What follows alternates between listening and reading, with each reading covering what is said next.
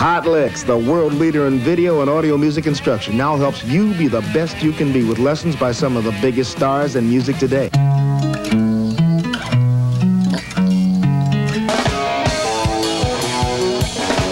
You'll find that Hot Licks videos are of the highest visual and audio quality. I'm John Epperson. Hi, I'm Neil Slofkin. I'm David Bryan from Bon Jovi. I'm going to show you a little bit about rockabilly. We want to talk about aggressive picking. No matter what instrument you play, regardless of your level, you simply can't help but improve with these incredible jam-packed tapes. Power chord, man. Anything you want, we got it. Hi, everybody. I'm Danny Gatton. This is Buddy Guy. Puck's my name, guitar's my game. I'm Brent Mason. Jimmy Bruno. Brian Setzer. Hi, I'm Craig Chiquiso. Ginger Baker. Warren Haynes. This is Arlen Roth. Let the best make you better on the tapes that really teach. Hot Licks.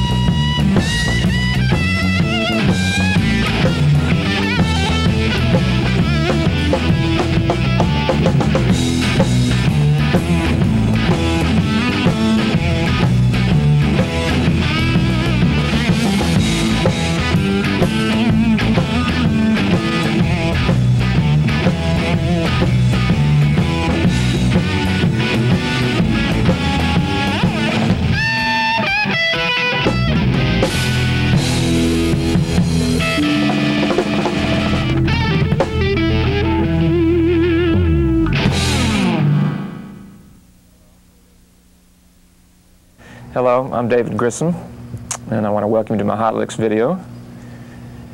Today I want to talk about my guitar style and how it got to the point where people tell me that I actually have a style that they recognize. I'm going to tell you about my influences, the musicians and the music that really made an impression on me throughout the years, and especially the stuff I listened to when I was younger, that kind of formed the basis for the style I play today. We're going to spend a lot of time talking about my approach to lead and rhythm playing. We'll get into improvisation, talk about some of the records I've played on and how I came up with the parts for those records. Spent a whole lot of time talking about the way I use pedal steel and country licks, especially in other styles of music. I'm going to talk about some blues, especially some Texas blues styles that I use a lot and play. Going to spend some time talking about tone, getting a good tone, and the equipment that I use. So basically what I want to do is give you some stuff, try to give you as much as I can squeeze into this video, and give you some things that you can maybe take out of here after you've watched the video and use, you know, tonight if you're playing a gig or whenever. But I also want to give you some concepts that in the long run I think will help you get closer to having a style of your own and developing your own identity. So I think I want to start out by talking about the influences that I've had throughout the years. I grew up in Louisville, Kentucky, which you probably wouldn't think of as a hotbed of musical activity, but actually there was quite a bit of regional stuff going on when I was a kid. There was a lot of country music and bluegrass. There was actually a small jazz scene in which I could check out. A lot of top 40 radio, of course. But when I started playing, all this stuff was kind of thrown out at me. You know, everywhere you go, there'd be a different style of music, and my father listened to a lot of country music around the house. There were free bluegrass festivals. So I kind of soaked all this stuff up when I was a lot younger, and that certainly, while I can't really tell you the specific artists that I heard or whatever, that really made a big impression on me at the time. But as I got a little older and to be knew I was going to be playing more guitar, and my whole life kind of became guitar playing for a while.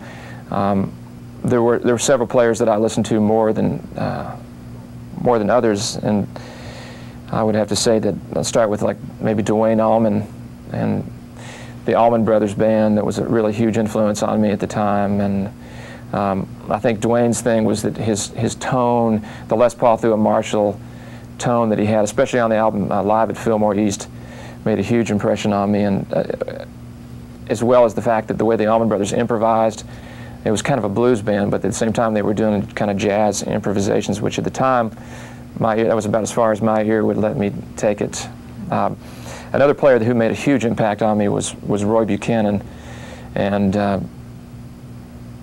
he was the first guy I think I ever heard, and combined him. He'd play blues, but he'd throw a country lick in. He'd play, you know, be playing country and he'd throw blues licks in or jazz licks in. So that, when I heard him, especially on his first two records, those were kind of the real pivotal pieces of music for me.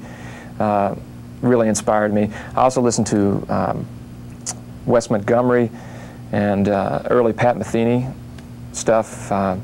Wes's whole lyrical approach and his wonderful sense of phrasing. While I don't really play a lot of jazz, the phrasing that's kind of indigenous to jazz is something that I've tried to take and put in other styles of music. Jeff Beck was a huge influence, just his whole raw approach, and the fact that he seemed to have this ability to, whatever he heard in his mind, he could just make it come out of the amplifier. And I'd be lying if I didn't. Billy Gibbons was definitely a huge influence. His first 3 or 4 ZZ Top records, his whole approach to playing blues, the thing I remember most about Billy is he would literally attack the guitar. It seemed like when he played this one note, it would just be... His whole method of attacking the guitar made a big impression on me. I was also really influenced by people that didn't play guitar, people like Jaco Pastorius. His whole phrasing, his rhythmic approach really influenced me. And today when I play stuff like, I was thinking about this the other day before thinking about this video. When I play stuff like that, I think that has to come from listening to Jaco. It's kind of a country lick, but at the same time, it reminds me of a lot of stuff he would do. Michael Brecker, the saxophone player, at times when he would play more of his straight-ahead jazz stuff, his sense of phrasing, really rhythmic thing, made a big impression on me. So all these things kind of came together, and I mixed them up and put them into, I think, a style that I guess people tell me they recognize, so maybe I guess I have my own style. But the thing that really distinguishes all these people, I think, and what I try to have in my playing is that they all play with a lot of heart and a lot of soul. They have great tone. they all have their own unique individual tones, and they were all very innovative and have come up with their own style. You can recognize these guys at any point. So before we go any further, I want to take a moment to let you tune up to me. Here's an E.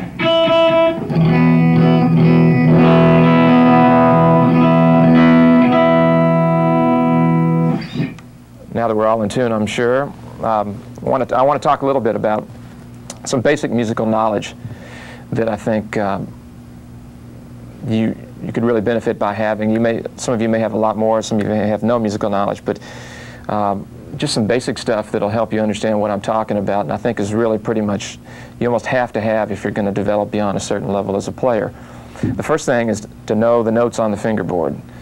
That may seem obvious to some people, but I mean really know the notes all the way up and down the fingerboard, so that if you ever sit in with anybody or whenever you're improvising, somebody calls a tune in B flat, and you're not used to playing in B flat, that's not a problem for you. You know that B flat is here, here, here, here. Very obvious thing to mention, but it's incredibly important, and I think if you can get that, if you can become familiar with the fretboards, so that you can always know where you're going, where you want to be, it's a great advantage. Another thing is a lot of the stuff I do, most of the stuff I do probably is based on the major scale forms, the different modes of the major scale, and so I think I want to show you real quick, in case you don't know this, a couple of basic major scale forms.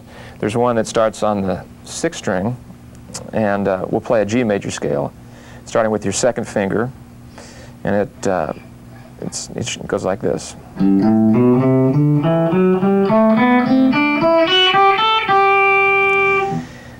So that's one that starts on the 6th string. I'll play that a little bit more slowly in case you want to check that out.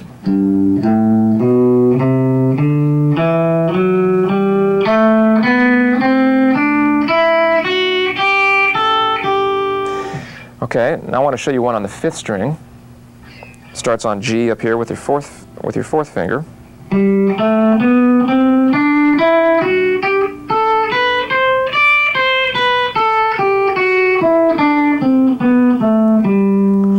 So those are the two basic forms that I learned initially, and then I gradually began to learn ways to connect them together.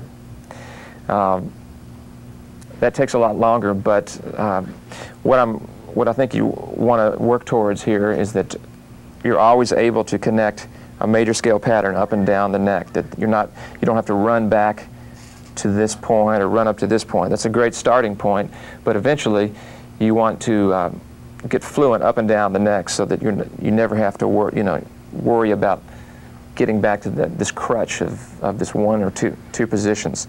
So eventually you will want to figure out for yourself, and there are books you can get that'll show you this if you don't want to figure it out on your own, but you can figure it out on your own if you like. Get to the point where you're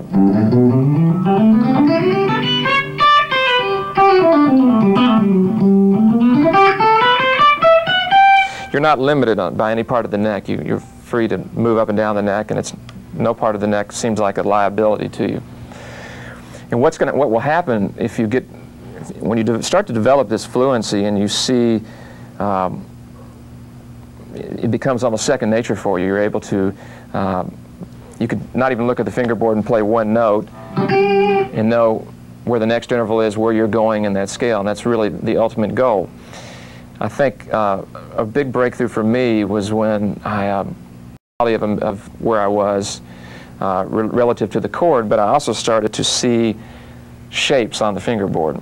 By that I mean literally physical shapes. When I look up and down the fingerboard, if I'm like in the key of A, I can see where I want to play and what the sounds will be. For instance,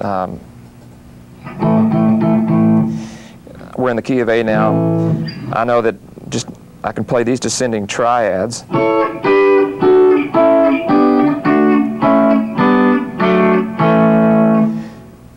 It's a very basic thing, just playing triads down on the second. But by knowing that, it gives me the freedom to embellish that rhythmically and really make it sound like something other than just playing a scale or an exercise. I can, you know.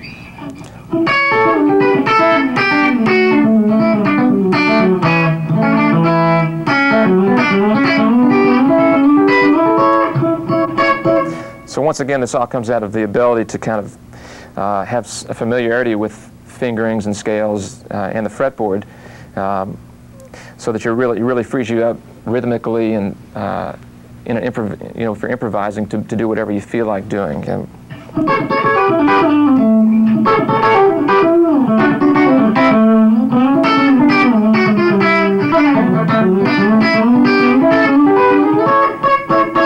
Once again, that's all based off the triads that I showed you going up and down the fingerboard.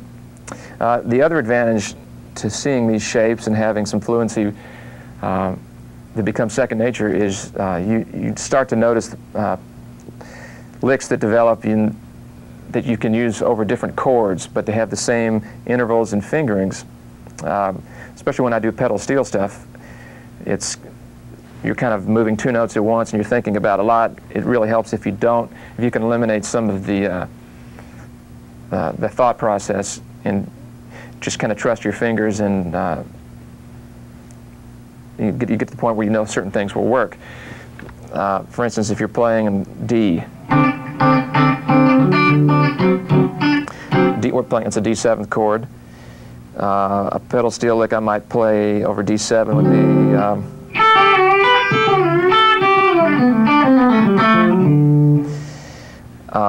you can play the same lick over A minor if you're in.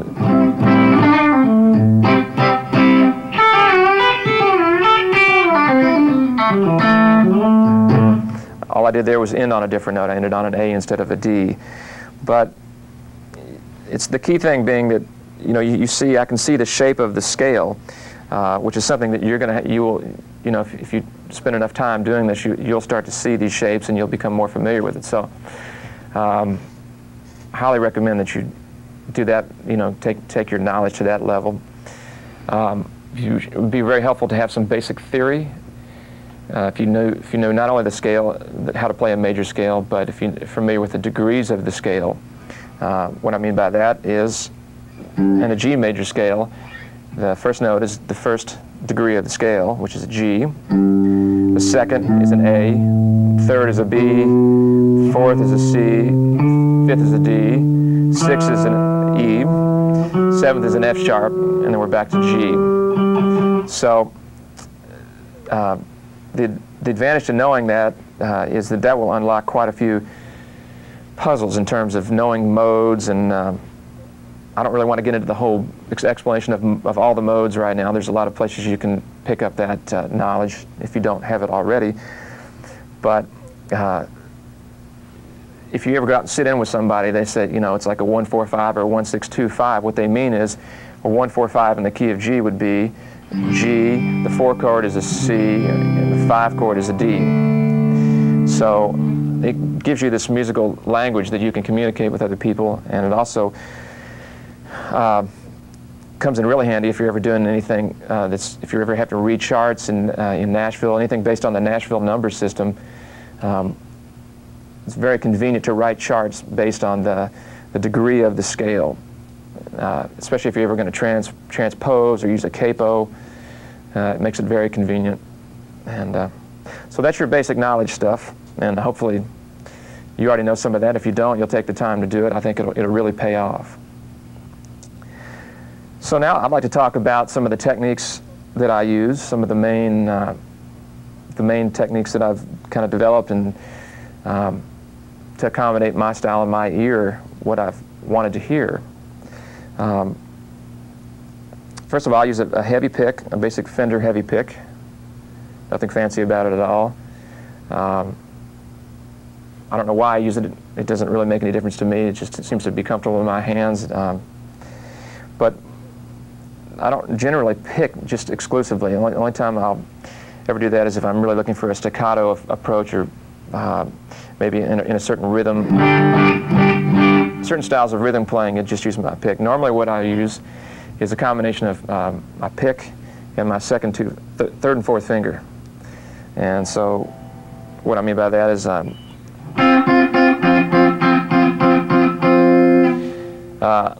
these two and the pick. An incredible instrument. The possibilities that you get by having not only the sound of a piece of plastic hitting your strings, as well as the fleshy part of your fingers, or you can use your fingernails, really widens out the tonal variety that you can get. It's a very, what I would compare it to is it gives you the option to play in a piano-like fashion, whereas instead of each string is getting hit individually, it's kind of a rake effect. Whereas if you play with your pick and fingers, it's more like a piano where all the hammers strike the strings at the same time. It's just a different effect that allows you to have that option available to you. Another reason I use the fingers is I do a lot of what I call popping techniques, both on lead and rhythm styles. What I mean by that is literally, usually I'm using my second finger to do most of the popping. It's a very percussive effect that you can't get with a pick. It's quite a bit different. And if you turn the amplifier off, you can hear acoustically. It sounds almost just like it does coming through the amplifier. So I like to do a lot of stuff where I use this popping.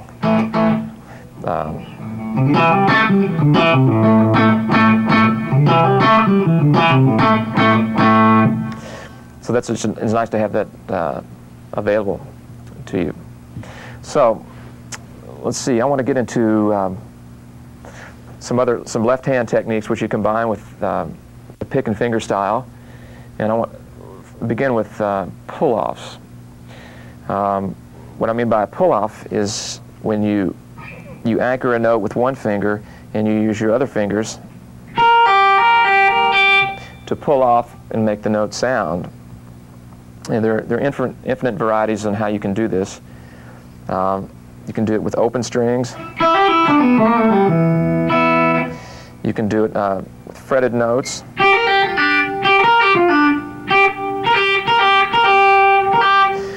And obviously, you can utilize all the different intervals that are available to you to customize whatever sound you want to hear. Half steps would be.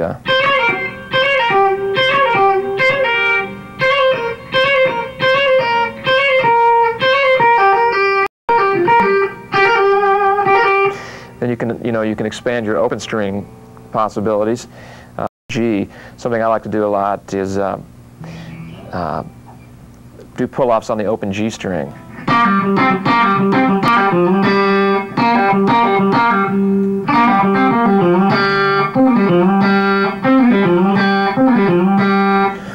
I very, very rarely ever pick an entire passage. In other words, I would never go. I can't even do it because it seems so foreign and unmusical to me. But a combination of picking and pull-offs with some other things is what to me makes it much more musical. Kind of one of the great examples of pull-offs would be if you've ever heard the song Train Caparella in the original version. There's kind of a famous lick that a lot of people, Jeff Beck has used over the years, and it's in the key of G. You start on an E. So all you have to do is strike the first note of each string and pull off the rest. So this technique is I really like to use it a lot.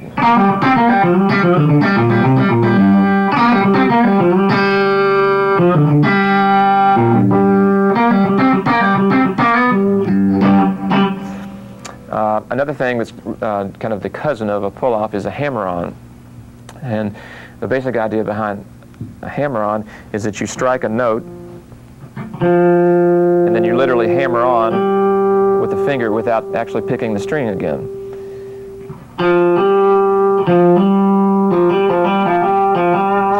So if you combine a hammer-on and a pull-off, you never have to pick. But with hammer-ons, licks around just a hammer-on, on a record I did with Joe, a lick similar to this. It's in A, and it goes like this.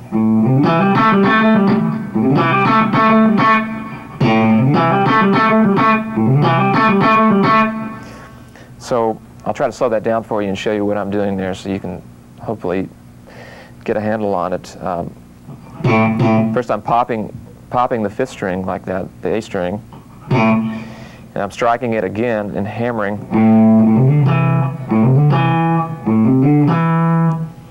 Hammering the C and the D here, and then striking the E.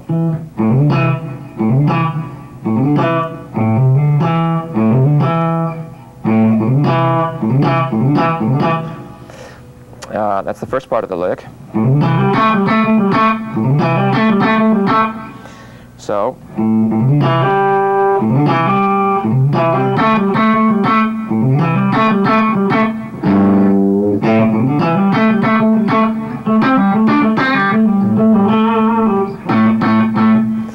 so you can, when you develop strength in your fingers and your hands, you can really take advantage of a lot of these pull-offs and the popping techniques and the hammer-ons to do some pretty neat sounding stuff.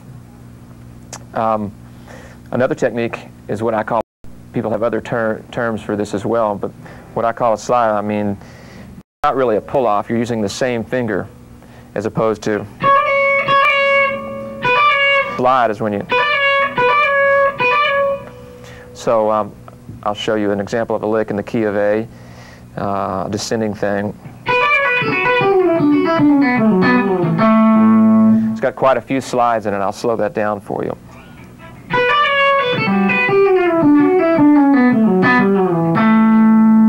Some of these licks are harder to play slow than they are fast by the nature of how quick the intervals go by, and we slow that down even more if I can.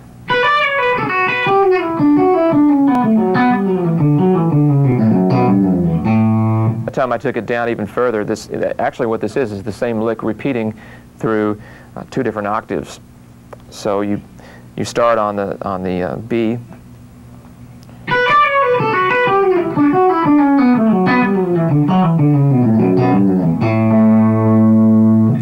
I'll just play the very first part of it.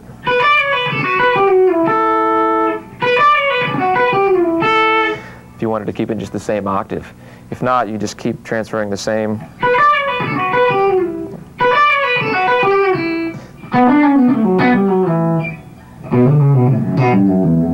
You see it's just the same lick. It's actually three different octaves of the same lick, and you just connect them together.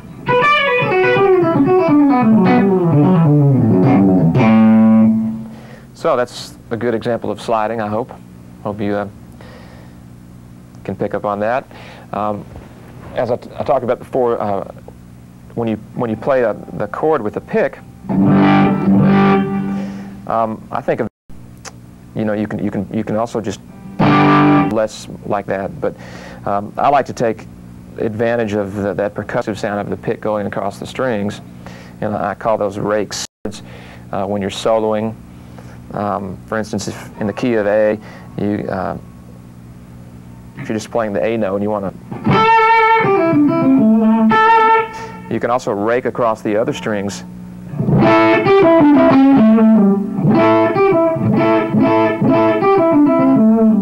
And when I'm doing that, I'm muting with my the heel of my right hand a little bit so that it's more percussive. You don't hear all the notes ring out. You can also combine a rake with the pick with the...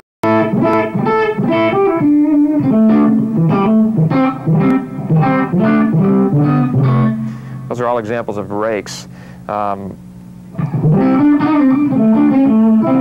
That's a downward rake where you're...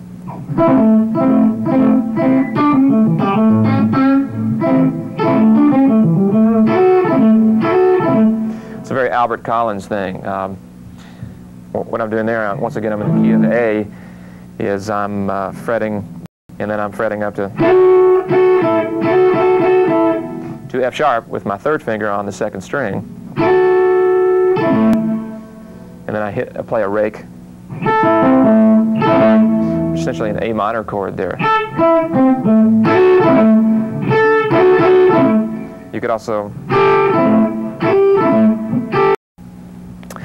So, once again, this is a very percussive thing, which is something I've always really dug. As I was saying before, with Michael Brecker and Jaco Pastorius, their sense of phrasing and rhythmic approach has a lot to do with that for me. Another technique I like to use a lot is I call a roll, and it's kind of where you're rolling like you do, like a banjo player would with your the pick and fingers.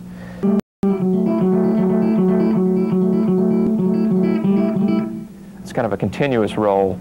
I'm going to play all these out of the key of A, so you know you get. I like to do it because you're using your pick and two fingers. You essentially have three appendages that you're using. So I'd like to do it in groups of 3 strings.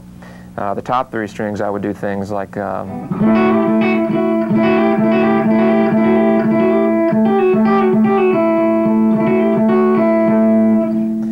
moving that down to the next group of 3 strings. You play like kind of the same thing, but you obviously have to move your hands up to get the same notes.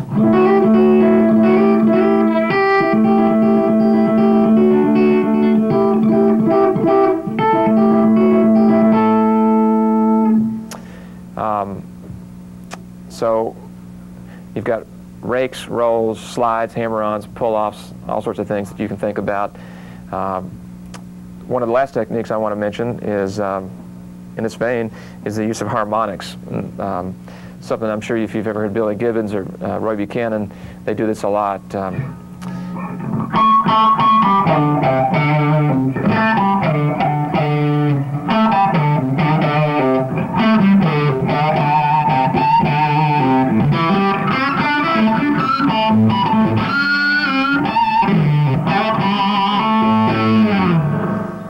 And what I'm doing there is I'm picking the string with the very edge of the pick, and at the same time making contact with my thumb on the string.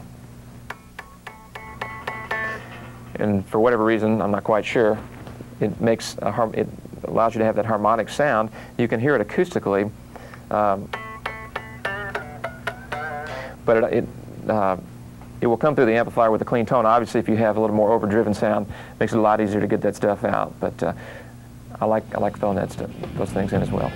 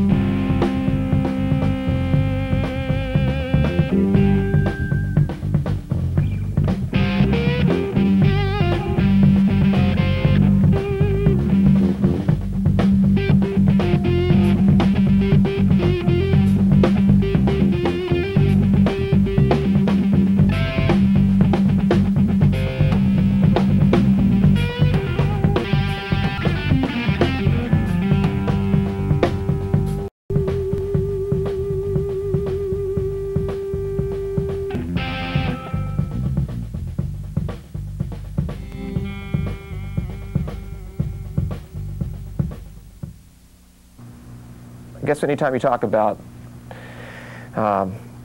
blues and emotion, the string bending and vibrato, and I think that really it's kind of their identifying mark in a way. You can really identify players by their style of vibrato. So we'll talk a little bit about string bending. I think the main thing for me about getting the proper vibrato and when you're bending strings is to make sure that you have your thumb and your hand anchored correctly. And everybody has different size hands, everybody has a different size guitar neck, so this is kind of an individual thing. For me, I like to generally keep my thumb over the top of the guitar neck. And this gives me the most leverage, the most strength to bend the note.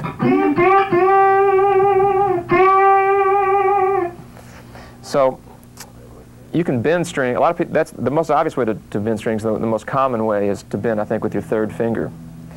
So we're in the key of G now. I'm going to bend from an F up to a G. Not only am I using my thumb to anchor and support my hand, I've got these two fingers behind the fretted note that help me shake the string and give support to the note. This is really important. It would be I don't think I could do it if I didn't have those two fingers back there. So if you're just learning, if you're trying to get a handle on string bending, keep that in mind. You can do the same thing if you're bending with the fourth finger. It's really important to use the other fingers to give you strength. Something I like to do is bend with my second and first fingers, which is not as common, I don't think, among guitar players as the third finger is. I might be playing a lick like this.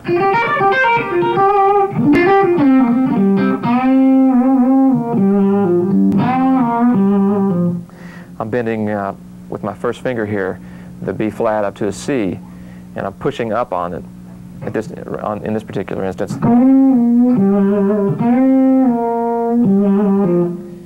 You can also pull down.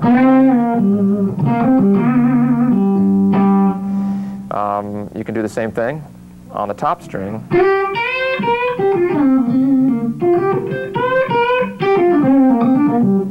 Now it takes a while to develop the strength in your hand to do that. Don't be discouraged if you tried it first and it feels totally foreign, because it almost feels foreign to me right now. It's a little early in the morning to be doing this, but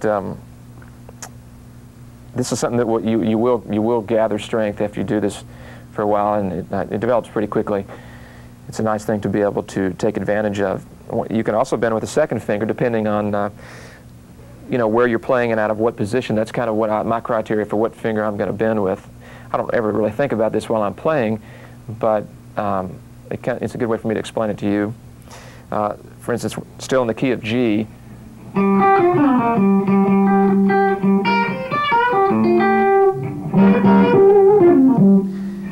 This note here, if I wanted to bend this note, it seems to fall in this finger.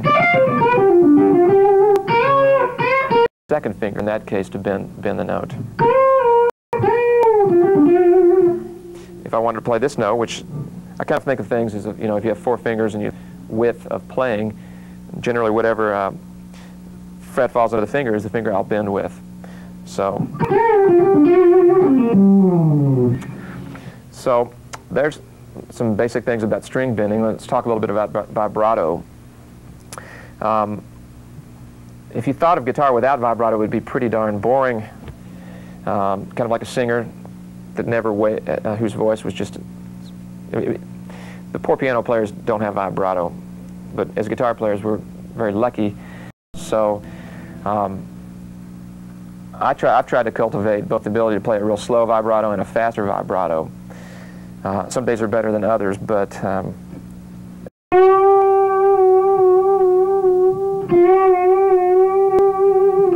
and you can vary the speed within a lick. It's really effective sometimes, depending on what you're trying to communicate.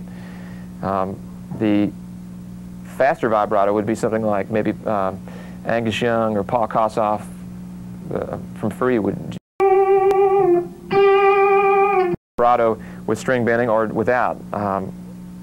It just depends on the emotion you're trying to convey and what sound that you hear in your head. Example would be a vibrato with on a G note with a bent string would be.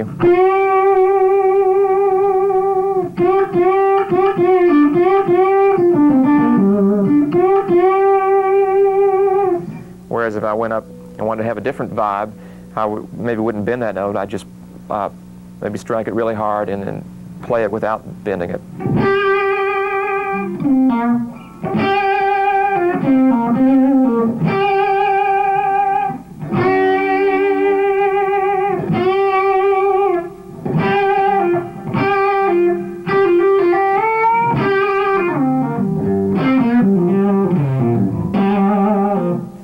That's something very typical of Billy Gibbons, you know, when he's, or it used to be at least, his style has changed a little bit over the years, but he would just,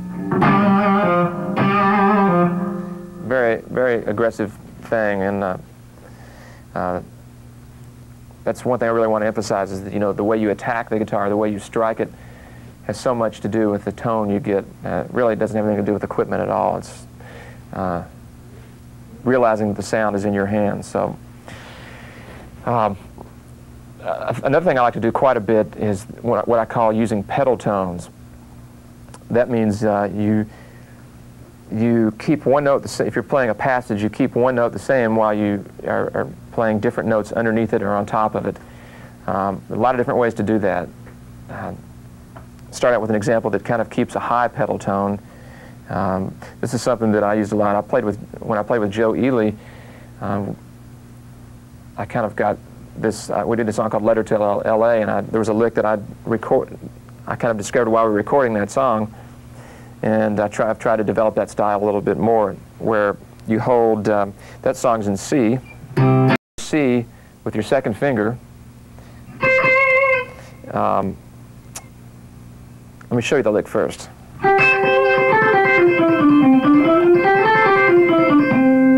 It's kind of a fugue-like thing, I guess.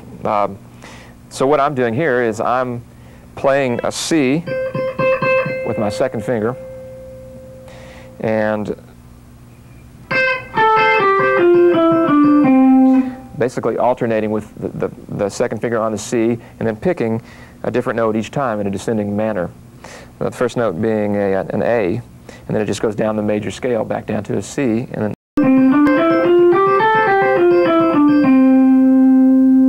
so that's one example of a pedal style. Another example of a pedal style I like to use a lot is when you use a lower note for the pedal tone. A lot of times, like Danny Gatton did this a lot, like an organ.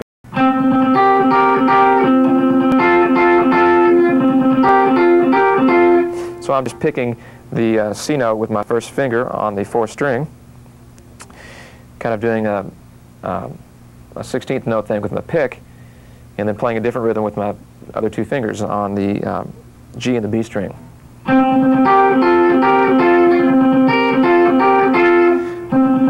And you can vary this with endless possibilities. There's a million ways you can do it, depending on the song and what key and what position, what note you decide to pedal on.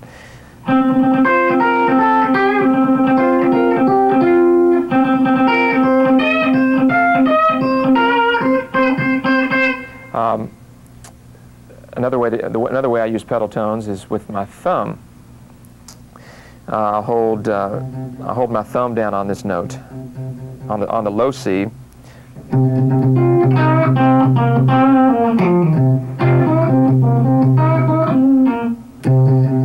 when I do that, I'm generally muting the fifth string with my thumb as well. While I'm fretting it on the sixth string, I let it hang over just a little bit, and it mutes the fifth string, so that I can get pretty aggressive with it. I don't have to worry about that note sounding at all. So you can take that, the idea of these kind of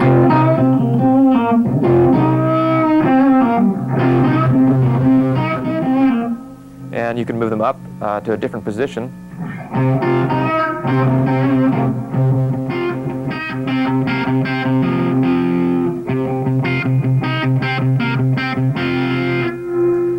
Hopefully we're not going to rattle the roof off the studio here.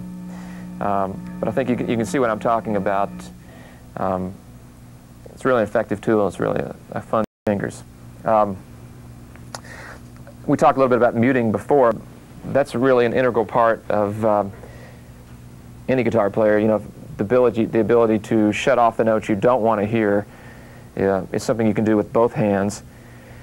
It really, how you mute and with what hand you mute is a matter of personal preference, and it also is something you kind of develop in your own style. But I think that almost the whole, when I'm playing, I'm almost always muting to some degree with my right hand. It's it gives you, not only does it mute the string, but it gives the string kind of if you kind of half mute it, you get kind of a different sound. It's very. So what I'm doing here is I'm playing two C's. I'm muting the fifth string with my thumb. If you didn't mute that, it wouldn't sound the same effect as well.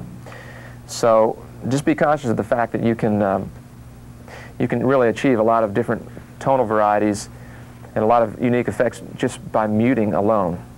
So that's kind of an individual preference, but I'm sure you'll find your style eventually.